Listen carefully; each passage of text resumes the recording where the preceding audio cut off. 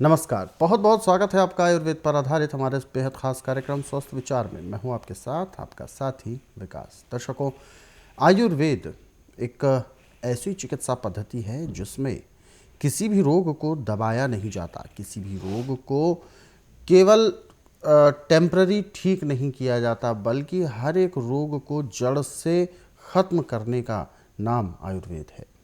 आयुर्वेद को यदि हम अपने जीवन में अपनाते हैं तो यकीन माने किसी भी प्रकार का रोग हमें होगा ही नहीं।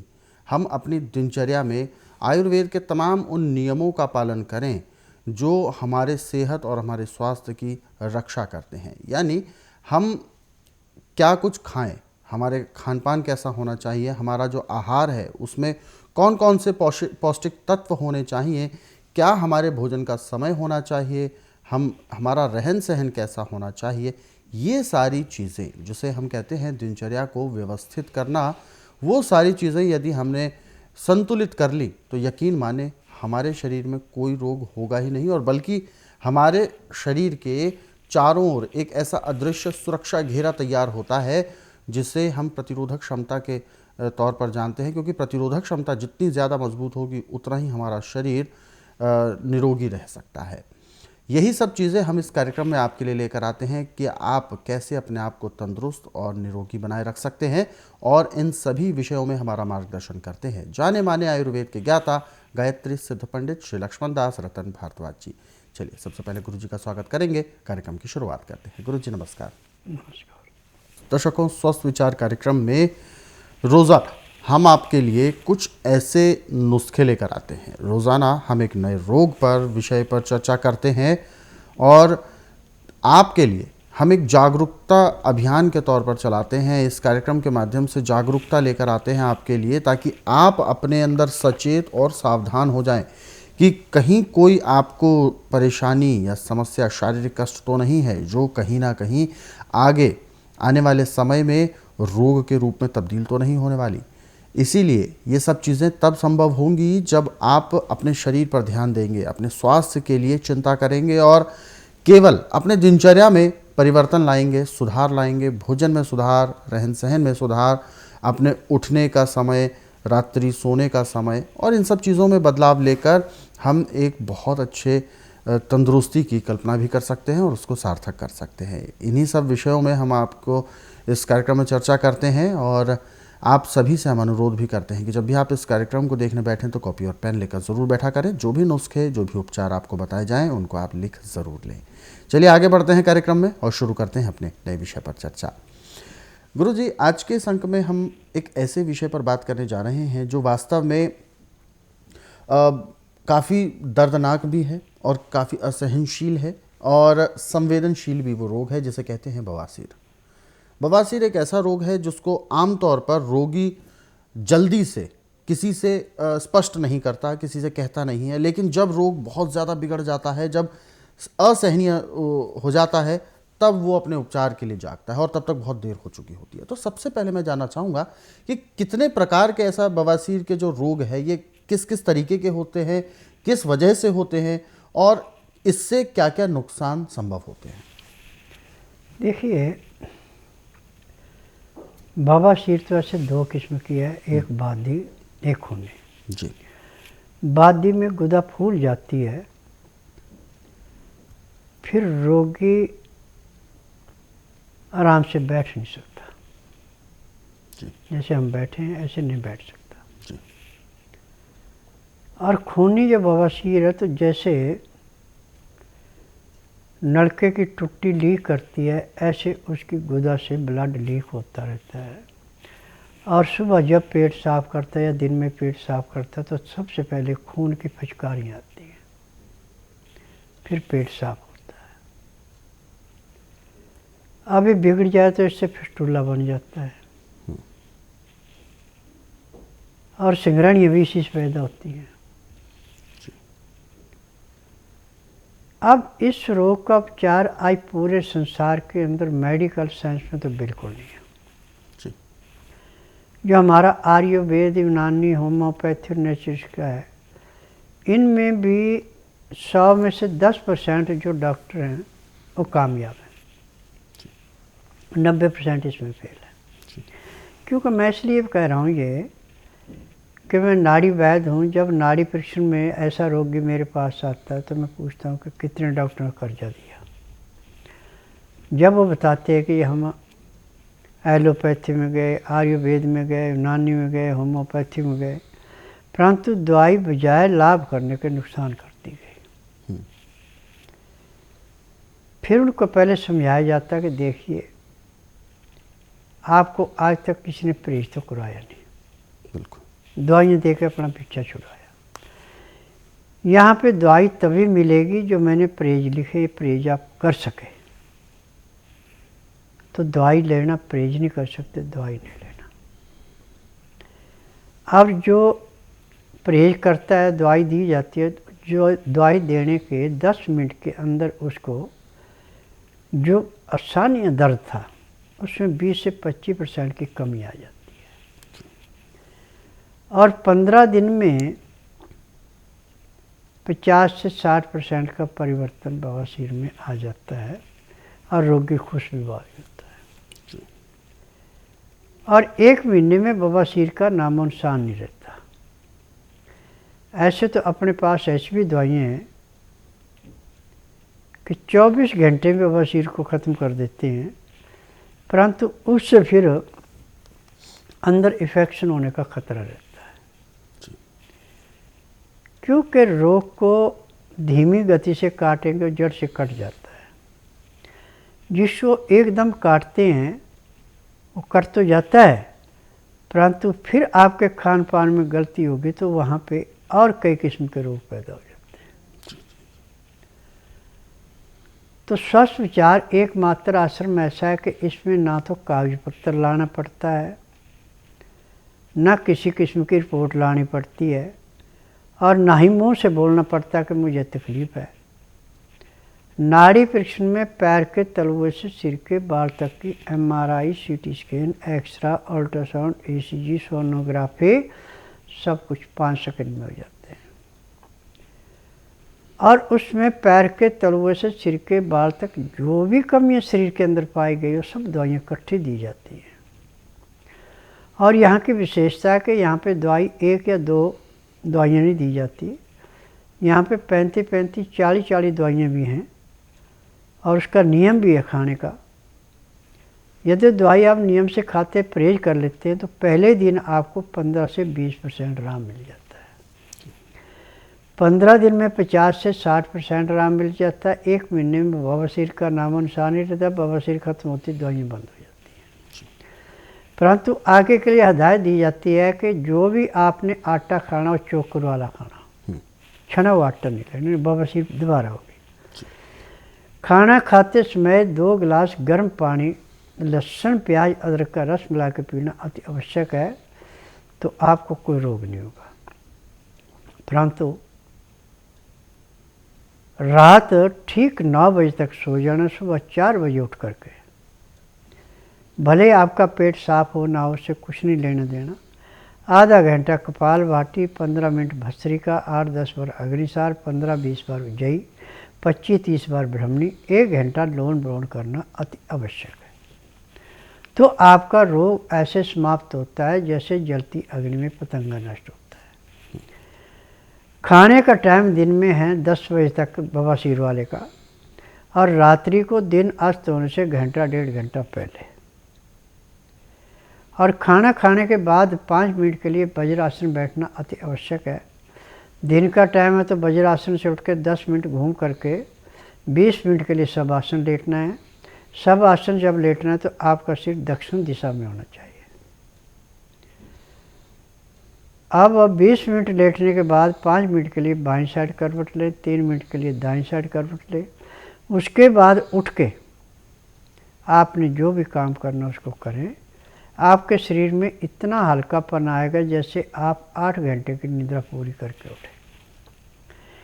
रात्रि का खाना दिन अस्त होने से घंटा 1.5 घंटा पहले खा लें, और खाना खाने के बाद 5 मिनट वज्रासन बैठ के अब आपको कम से कम आधा घंटा सैर करनी पड़ेगी। उसके बाद घंटे 1.5 घंटे का विश्राम करना, जिसमें आप परिवार से, आड़ पड़ोस से या रिश्तेदार से बातचीत भी कर सकते हैं, धार्मिक किताब भी पढ़ सकते हैं, धार्मिक सीरियल भी देख सकते हैं। ठीक रात 9 से 10 के अंदर सोना अति आवश्यक है। सुबह 4 बजे उठ करके योग करना अति आवश्यक है, प्रणाम करना अति आवश्यक है, तो लाभ होगा। परंतु कभी भी सोना है तो हमेशा दक्षिण को सिर करके और उत्तर को सिर करके पाँव करके सोते हैं तो समझो कि 80% रोग के आपके सोने से समाप्त होते हैं। अब कईयों को ऐसा होता है कि रात को भयंकर सपने आते हैं, डरावने सपने आते हैं, तो उनके लिए एक छोटा सा नुस्खा है कि 1 गिलास पानी में छोटा सा टुकड़ा फटकरी का डाल दें और सिरहाने की तरफ रख के सो जाएं। सुबह उठ करके उस पानी को किसी भी पेड़ पौधे को या साफ जगह पे गिरा दे, गंदी जगह नहीं गिराना। तो आपको ना तो कोई सपना आएगा और ना ही आपके शरीर पे किसी किस्म का रोग लगेगा। ये रोगों में काटने के लिए एक किस्म का अमृत है। मैं हनुमानगढ़ से हूँ और मुझे बहुत ज़्यादा तकलीफ़ थी। मेरे लीवर में प्रॉब्लम रहती थी, जैसे मुझे ब्लीडिंग आती थी, फ्लश होती थी, तो मुझे बहुत दिक्कत रहती थी। खाया पिया भी नहीं पचता था। तो मुझे मेरे भाई ने बताया बाबा जी के बारे में, तो हम लोगों ने टीवी के माध्यम से देखा बाबा जी को। तो हम लोग यहाँ आए और हमारा नाड़ी परीक्षण किया। जब हम पहली बार आए थे बिल्कुल सांसें नहीं थी, मतलब तो हमको उठा के लेके आए थे, ऐसे जान नहीं थी शरीर में। तो बाबा जी ने नाड़ी परीक्षण किया, दवाइयाँ दी, 4 घंटे में मुझे असर पड़ा। 4 घंटे के बाद मैं थोड़ा बहुत चलने लग गई थी और उसके बाद शाम को बाबा जी ने एको प्रेशर किया और उसके बाद दवाइयाँ चली 8 महीने। बहुत अच्छा इलाज किया बाबा जी ने और आज मैं बहुत खुश हूँ। इनकी वजह से आज मेरी सांसें चल रही है, इनकी वजह से आज मेरा सब कुछ ठीक है। मेरा नाम कमलेश है। जोड़ों के दर्द की दवाई खा रहे थे, आराम नहीं मिल जाता था, फिर हो जाता था। ज़्यादा सर्दी होती थी तब आ जाता और ज़्यादा गर्मी होती थी तो आ जाती थी। और यहाँ में बाबा जी का पता लगा, टीवी में हमने प्रोग्राम देखा, उसके बाद हम यहाँ आए तो हमने यहाँ से नवज नाड़ी दिखाई और हमारे को अब यहाँ से 15 दिन हो गए आए हुए, आराम मिला। 15 दिन की दवाई खाई, अब मेरे को बिल्कुल आराम है जी, बिल्कुल ठीक हूँ। आगे बढ़ते हैं और इससे पहले कि बहुत सारे दर्शक हमारे साथ जुड़ गए हैं लाइन पर, आइए उनसे बात करते हैं और जानते हैं क्या है समस्या। हेलो। हेलो, नमस्कार, क्या नाम है आपका? मेरा श्याम बाबू। श्याम जी, कहाँ से बात कर रहे हैं आप? जी मैं एमपी से कर रहा हूँ। हाँ हाँ जी, अपना सवाल पूछिए, क्या सवाल है आपका? जी मेरे को बवासीर है सर। जी, खूनी बवासीर है, बादी बवासीर है? हेलो। खून तो इतना नहीं आता उसमें, जी। वैसे अभी तो बिल्कुल भी नहीं आता, मसे बाहर लटके हुए। जी जी जी। देखिए, आप ऐसा कीजिए, बथुआ और चुलाई दोनों चीज़ों का साग बना के खाएं, चाहे सूप बना के पिए, ये तो है बहुत ही ज़रूरी। और रोटी आप गेहूं छोड़ करके जितने भी अनाज है सबको खा सकते हैं, बल्कि सबसे अच्छा है कि मूंग की दाल और मोठ, इन दोनों चीज़ों को आटा पिसा के उसकी रोटी गाय के दूध से खाते हैं तो आपकी बवासीर ऐसे समाप्त होगी जैसे कूड़े करकट के ढेर को माचिस की तीली जला के समाप्त करती है। और टेम्परेरी रिलीफ के लिए आप प्रतिदिन जंगली जो चुलाई होती है उसकी जड़ें निकालें आप, लगभग 100 ग्राम, उसमें से 75 ग्राम जड़ों का तो आप उसका कूट करके रस निकाल लें और 25 ग्राम का कूट करके काढ़ा बना लें। अब इस रस में से थोड़ा सा रस लेके और सौंठ और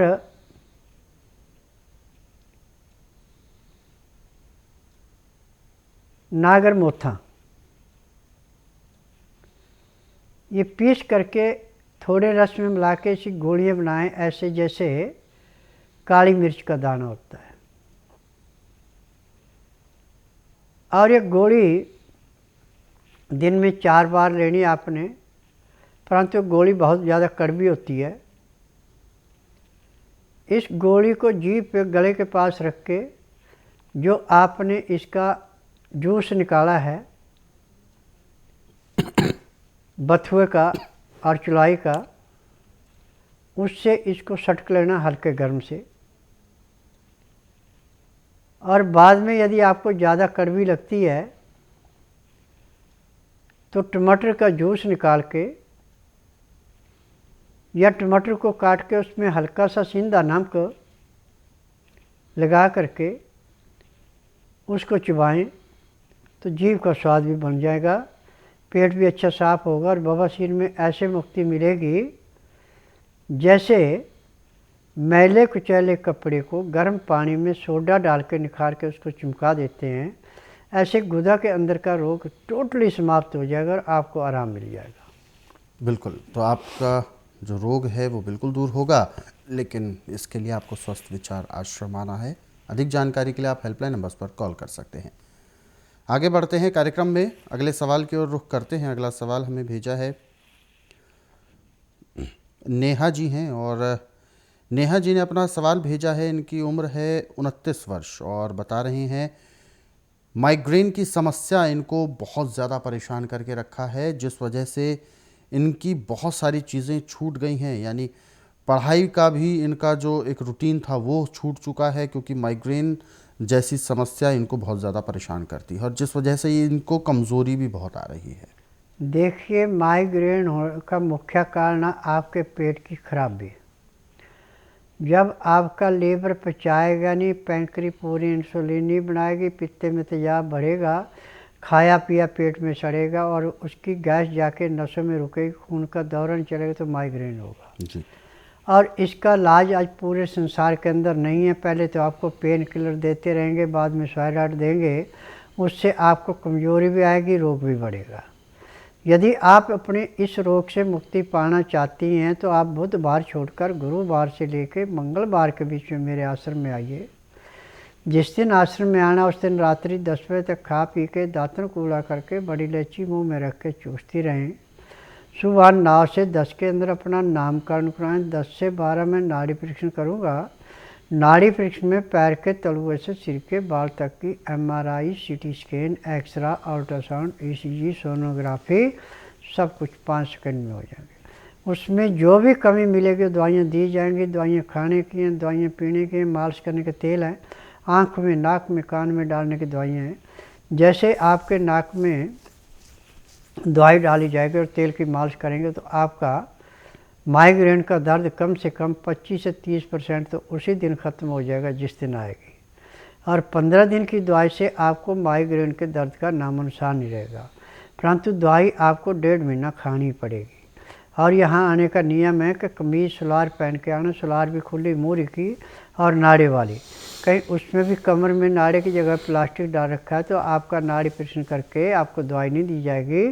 पहले कहा जाएगा कि आप अपने कपड़े बदल के आओ और कपड़े ज़्यादा से ज़्यादा सूती पहनो। टेरिकॉट, टेरालिन, टेरीबूल इस बीमारी को दिन दुगने रातें चौगुनी बढ़ाती है। और जब तक आप मेरे पास नहीं आते हैं, लहसुन का रस निकालो 1 चम्मच, उसको 3 चम्मच सरसों के तेल के अंदर लहसुन जला के उस तेल में मिला के इसकी मालिश करें तो उससे आपको दर्द में काफ़ी राहत मिलेगी। जब आपको टाइम मिले तो मेरे पास आके नाड़ी परीक्षण करवाना और 1 महीने में माइग्रेन का नामो निशान नहीं रहेगा। अगले सवाल की ओर रुख करते हैं। दीक्षा कालरा जी हैं। अगला सवाल इन्होंने भेजा है दीक्षा कालरा जी ने और काफ़ी समय से कार्यक्रम देख रहे हैं, बहुत अच्छा लगता है इन्हें कार्यक्रम। 27 वर्ष की उम्र इन्होंने बताई है और ये जानना चाहती हैं इनसे एक गलत भी हुई चीज़ें हैं, कुछ बता रही हैं। आँखों में थोड़ा सा समस्या इनको रहती है, कमज़ोरी की। दूसरा इनका जो सबसे बड़ा सवाल है, इन्होंने लिखा है एक बार इन्होंने कलर करवाए थे अपने बालों में, बालों में जब कलर करवाए थे, ब्राउन कलर करवाया था तो शौकिया तौर पर करवाया था, उस समय तो वो ठीक हो गए थे, अच्छे ब्राउन कलर लग रहे थे। लेकिन बाद में जब वो रंग उतरे तो बाल पूरे सफ़ेद हो गए, वो काले भी नहीं रहे। तो अब जो बाल हैं वो सफ़ेद बाल हैं, तो अब क्या किया जाए, क्योंकि ये कलर से देखिए, केमिकल जो होता है ये नाश की जड़ें हैं। चाहे आप बालों पे लगाएं, चाहे मुंह पे लगाएं, चाहे कहीं भी लगाएं, इनका बहुत ज़्यादा साइड इफ़ेक्ट पड़ता है। और किसी किसी आँखों की रोशनी बिल्कुल भी जा चुकी है। क्योंकि मैं नाड़ी वैद्य हूँ, जब आदमी हार जाता है, डॉक्टर जवाब देते तब मेरे पास आते हैं। क्योंकि मैं नाड़ी वैद्य हूँ, मैं रोगी से नहीं पूछता, कागज पत्र नहीं देखता, नब्ज में जो रोग मिलता है उसको दवाई देता हूँ। तो यदि आपने अपने रोग से मुक्ति पानी और दोबारा सफ़ेद बालों को काला करना है तो आप बुधवार छोड़कर गुरुवार से लेकर मंगलवार के बीच में मेरे आश्रम में आइए। जिस दिन आश्रम में आना उस दिन रात्रि 10 बजे तक खा पी के दातन कूड़ा करके बड़ी इलायची मुंह में रख के चूसते रहना। सुबह 9 से 10 के अंदर अपना नामकरण कराना। 10 से 12 में नाड़ी परीक्षण करूँगा। नाड़ी परीक्षण में पैर के तलुए से सिर के बाल तक की MRI, CT scan, x-ray, ultrasound, ECG, sonography सब कुछ 5 सेकंड में हो जाएगी। उसके बाद आपको दवाइयाँ खाने की हैं, पीने की हैं, मालिश करने के तेल हैं, आँख में, नाक में, कान में डालने की दवाइयाँ हैं। यदि ये दवाइयाँ आप नियम से लेते हैं, परहेज करते हैं, जिस दिन आएंगे उस दिन तो आपको 10% आराम मिलेगा। परंतु 15 दिन में आपको 40 से 50% आराम मिलेगा। महीने 1.5 महीने में आपको 60% रोग कर जाएगा। और 3-4 महीने में जो आपके बाल सफ़ेद हो चुके हैं, नीचे सफ़ेद आ रहे हो, दोबारा नए सिरे से काले आने शुरू हो जाएंगे। परंतु ये होगा तभी जब आप नाड़ी परीक्षण कराओगे। बिल्कुल। तो दर्शकों, बहुत सी ऐसी चीज़ें हैं जो शायद हम जाने अनजाने कर लेते हैं लेकिन बाद में नुकसान होता है। सौंदर्य को निखारना बहुत अच्छी बात है, लेकिन सौंदर्य से छेड़खानी करना, प्राकृतिक चीज़ों से छेड़खानी करना, चाहे वो चेहरा हो, बाल हो, शरीर के अंग हो, कहीं ना कहीं अतिरिक्त कृत्रिम सौंदर्य जिसे कहते हैं, कृत्रिम सौंदर्य के विषय में यदि जब हम पढ़ते हैं तो कहीं ना कहीं नुकसान ज़रूर करते हैं। तो इसलिए आप सभी को ये सबक भी दिया जाता है कि कभी भी आप अपने आप को अलग से कृत्रिम केमिकल्स या इन सब चीज़ों से निखारने का प्रयास ना करें, प्राकृतिक चीज़ों का ही हमेशा उपयोग करें। और इस कार्यक्रम के माध्यम से जो तमाम नुस्खे उपचार आपको बताए जाते हैं, जो अलग अलग रोगों पर आधारित होते हैं, उन सभी को आप पढ़ना चाहते हैं, विस्तार से जानना चाहते हैं, तो स्वस्थ विचार पुस्तकों के ज़रिए भी आप पढ़ सकते हैं। इन पुस्तकों को रोज़ाना 10 से 15 मिनट आप पढ़ेंगे तो अधिकांश रोगों को आप घर बैठे दूर कर सकते हैं। पुस्तकें मंगवाने के लिए आप हेल्पलाइन नंबर्स पर कॉल करें। सुबह 10 बजे से शाम 5 बजे के बीच में नंबर आपकी टीवी स्क्रीन पर है। और यदि आप इस कार्यक्रम को देखना चाहते हैं यूट्यूब के ज़रिए तो हमारा यूट्यूब चैनल स्वस्थ विचार सेहत की बात, इस यूट्यूब चैनल को आप सर्च करें, सब्सक्राइब करें और इन कार्यक्रमों को ज़रूरतमंदों तक शेयर ज़रूर करें। फिलहाल कार्यक्रम में वक्त इशारा कर रहा है विराम देने का। गुरुजी, आपने अपना कीमती मार्गदर्शन दिया, आपका बहुत बहुत धन्यवाद। नमस्कार। दर्शकों, आज के इस विशेष कार्यक्रम में बस इतना ही। आप सभी लोग स्वस्थ रहें, निरोगी रहें। इन्हीं शुभकामनाओं के साथ हम आपसे लेंगे इजाज़त। अगले अंक में आपसे फिर होगी मुलाकात एक नए विषय के साथ। तब तक के लिए मुझे दीजिए आज्ञा। नमस्कार।